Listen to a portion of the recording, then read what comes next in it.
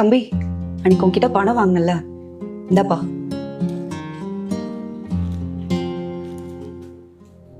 அக்கா, நீ என்கிட்ட 1,00,000 ரூபாய் தானே காசு வாங்கின. இதுல நிறைய காசு இருக்கு போலயே.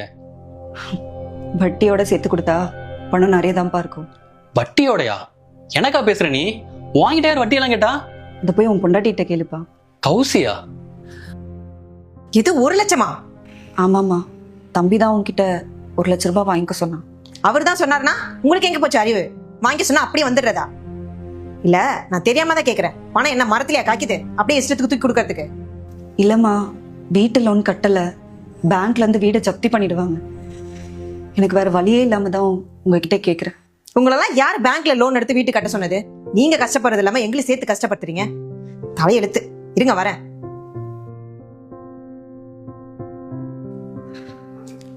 ஏதோ அவர் கூட பிறந்து தொலைஞ்சதுனால இந்த கொடுக்குறேன். இனிமே அக்கா தம்பி எல்லாம் பணம் கேட்டு வீட்டு பக்கம் வந்துடாத. இந்தா. அப்புறம் சும்மாலாம் அந்த பணத்தை கைமாத்த கொடுக்க முடியாது. இன்னும் 2 மாசத்துல வட்டியோட திருப்பி கொடுக்குறேன். புரியுதா? சரிம்மா.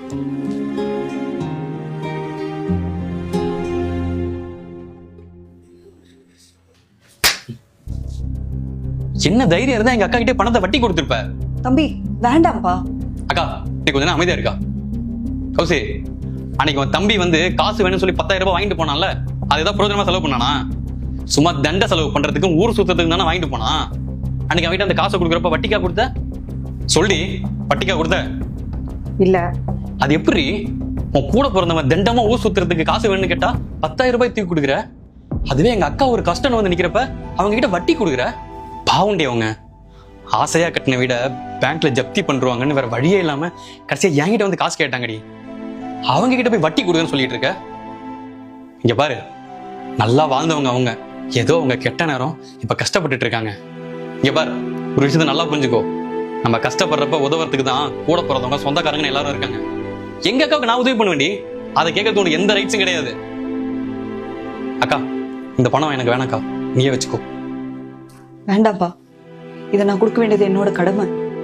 அக்கா, நல்லா வாழ்ந்தவங்க என்னைக்குமே கஷ்டப்படக்கூடாதுக்கா. உனக்கு தம்பி நான் இருக்கேன்க்கா, எப்படிக்கா?